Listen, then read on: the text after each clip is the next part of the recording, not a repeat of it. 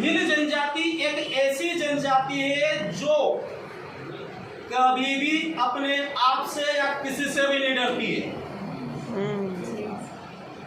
भील जनजाति करेगी 100% दुश्मनी करेगी, 100% आपसे दोस्ती भी करेगी।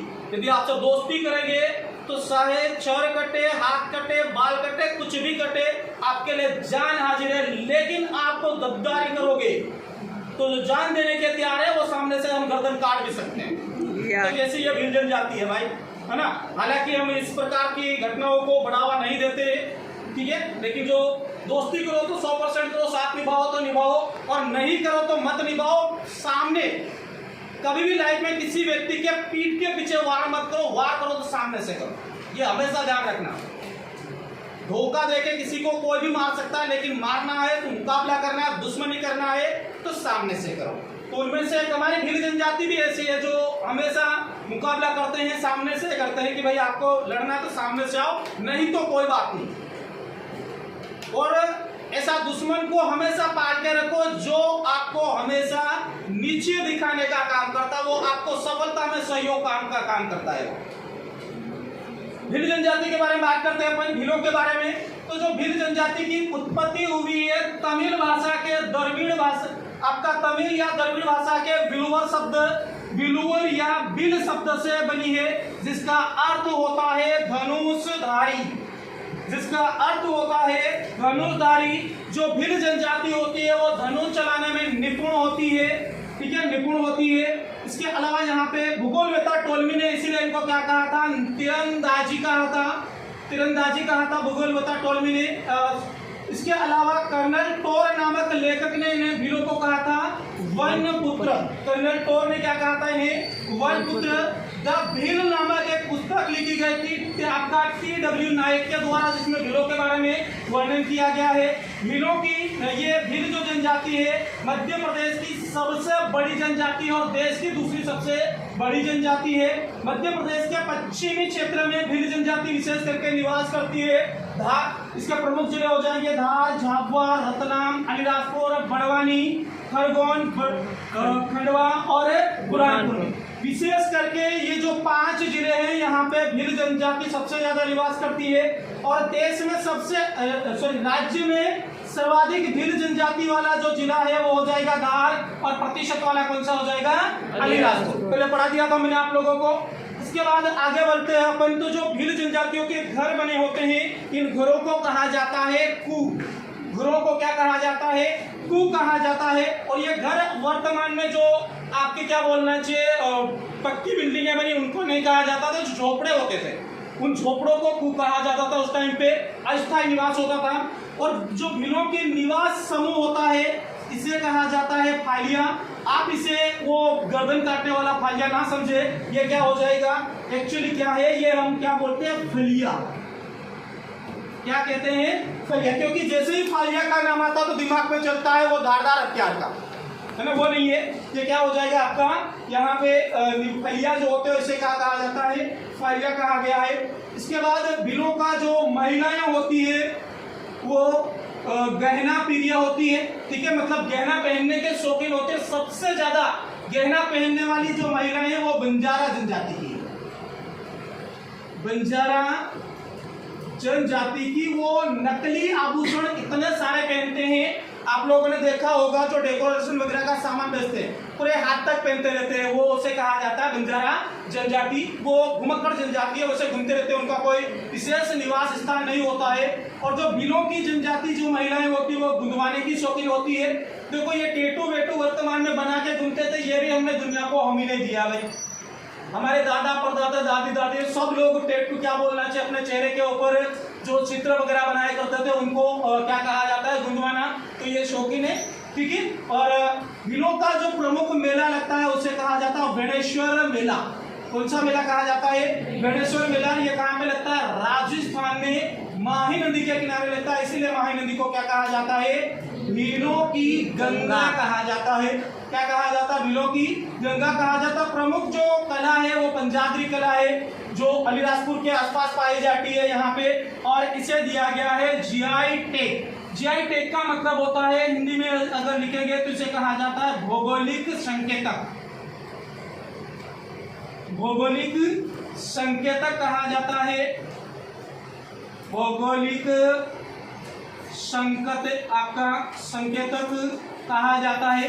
ये भौगोलिक संकेतक उस स्थान को, उस वस्तु को दिया जाता है जो सिर्फ वहां पर ही पाई जाएगी, कहीं दूसरी जगह नहीं बनती है, उस स्थान को दिया जाता है भौगोलिक संकेतक। जैसे झाबुआ में हम पढ़ते हैं कड़कनाथ मुर्गे को दिया गया है, रतलाम में जो रतलामी सेव है उसे दिया गया है, ठीक है, रतलामी जो सेव है उसे दिया गया है। इसके अलावा जो नंदना प्रिंट के कपड़े आगे अपन बात करने वाले जो बाघ प्रिंट धार में पाए जाते हैं उसे दिया गया है।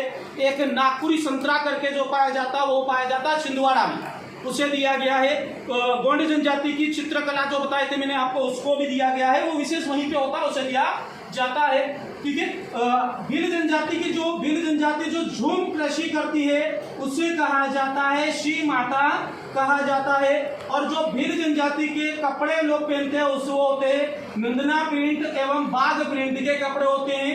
ये नंदना प्रिंट आपका बाघ और नंदना प्रिंट विशेष करके कहाँ पे होता है? धार में, पूरे विश्व प्रसिद्ध है यहाँ पे।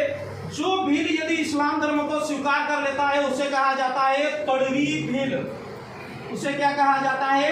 तड़वी भील कहा जाता है। ये आपका जब मध्य प्रदेश भारत में यहाँ पे दिल्ली सल्तनत शुरू हुआ था, है ना, दिल्ली सल्तनत से लेकर मुगल काल में ऐसे कई राजा क्या आए, वो काफी क्रूर थे। मतलब इस्लाम धर्म को मानने वाले को क्या करते थे? बहुत सारी बख्श दे देते थे, मतलब टैक्स में फ्री दे देते थे, जमीन दे देते थे, ऐसे बहुत सारी चीजें देते थे। लेकिन जो अन्य धर्म मानते हैं उनके ऊपर क्या करते थे? अत्याचार करते थे। तो उसी से बचने के लिए जो ग्रामीण क्षेत्र के लोग होते थे वो क्या करते थे? इस्लाम धर्म को मान लेते थे, कम से कम टैक्स से फ्री हो जाएंगे, आराम से जिंदा रह सकते हैं। वो अत्याचार करने के साथ साथ में इसके अलावा भी कई कुप्रथाएं करते थे जो कहने लायक नहीं है। यहाँ पे भीलों का प्रमुख चित्रकला है पिथौरा चित्रकला, और यह विश्व प्रसिद्ध है, विश्व प्रसिद्ध है पिथौरा चित्रकला जो हो जाएगा। और हालांकि ये कैसा है? ये भीलों का कैसा है? एक धार्मिक त्योहार मान सकते हैं अपन, और ये लगभग आपका क्या बोलना चाहिए, नई फसल आगमन के समय किया जाता है, उसे कहा जाता है पिथौरा, ठीक है। और ये क्या हो जाएगा? देवता है मानते हैं लोग, ठीक है। तो ये प्रमुख रूप से क्या है? चित्रकला से माना जाता है देवता के रूप में। और इसके प्रमुख चित्रकार जो प्रसिद्ध है वो है भूरीबाई, उनकी पुत्री हो जाएगी शांतिबाई। और इसके बाद पेमा फालिया जो है इनका अभी क्या बोलना चाहिए, निधन हो चुका है, ये नहीं है। ये भाबरा के पास में कुक्ची नामक गांव है, वहां के थे, अभी इनका क्या हो गया है, निधन हो गया। तो 1998 में एक इन्हें पद्मश्री पुरस्कार दिया गया था, ठीक है। और भूरीबाई को भी पद्मश्री पुरस्कार 2023-24 में दिया गया है। अगला हो जाएगा यहाँ पे आपका भीलों का जो प्रमुख नाटक है वो हो जाएगा गौरी। भीलों का प्रमुख नाट्य है वो गौरी है। प्रमुख उत्सव नृत्य वो हो जाएगा भगोरिया। प्रमुख उत्सव और नृत्य क्या हो जाएगा? भगोरिया हो जाएगा। होली के 10-12 दिन बाद आयोजित होता है, उसे कहा जाता है गोल गदेरो, गोल गदेरो कहा जाता है। अपने यहाँ पे झाबुआ में भी आयोजित होता है राजवाड़ा चौक में, ठीक है। भीलों के प्रमुख देवता है राजपंथा, भिलवट देवता महाकाल, ठीक है, राजपंथा भिलवट देव हो जाएगा यहाँ पे, और महाकाल देवता को मानते हैं। यहाँ पे चामुंडा माता की पूजा की जाती है। ऐसे गांव में सावन माता बोलते हैं, सावन माता बोलते हैं। जब आदिवासी परंपराओं के रूप में जो गरबा आयोजन होता है उनमें एक गायन के रूप में इन्हें गाया जाता है, पूजा जाता है नवरात्रि के समय पे। जब भी यदि कोई धार्मिक काम किया जाएगा तो उसमें चामुंडा माता की पूजा की जाती है पहले, ठीक है, उसके बाद में पीछे वाले देवता को पूजा जाता है। ठीक, अगला हो जाएगा आपका यहाँ पे भीलों की प्रमुख 5 उपजातियां हो जाएगा। भील हो जाएगा, भील के बाद हो जाएगा भिलाला, भिलाला के बाद पटेलिया, बारेला और राठिया हो जाएगा। जो भिलाला है ये अपने आप को मानते हैं महाराणा प्रताप के वंशज। क्या मानते हैं? महाराणा प्रताप के वंशज मानते हैं। और इनको कहा जाता है उजले भील। इन्हें क्या कहा जाता है? उजले भील कहा जाता है। भीलों में यदि सबसे ज्यादा सफल जनजाति है वो है भिलाला और पटेलिया। शासकीय जॉबों में सबसे ज्यादा भिलाला और पटेलिया हो जाएगा आपका रहते हैं। इसके बाद अगला हो जाएगा बारेला और राठिया। भिलों का प्रमुख पेय पदार्थ है वो है ताड़ी और राबड़ी। ये किससे बनती है? मक्का की दलिया होती है, मक्का की दलिया होती है, राबड़ी। ठीक है, चलो अब यहीं पे अपन पूर्ण विराम देते हैं भिलों के साथ में। अब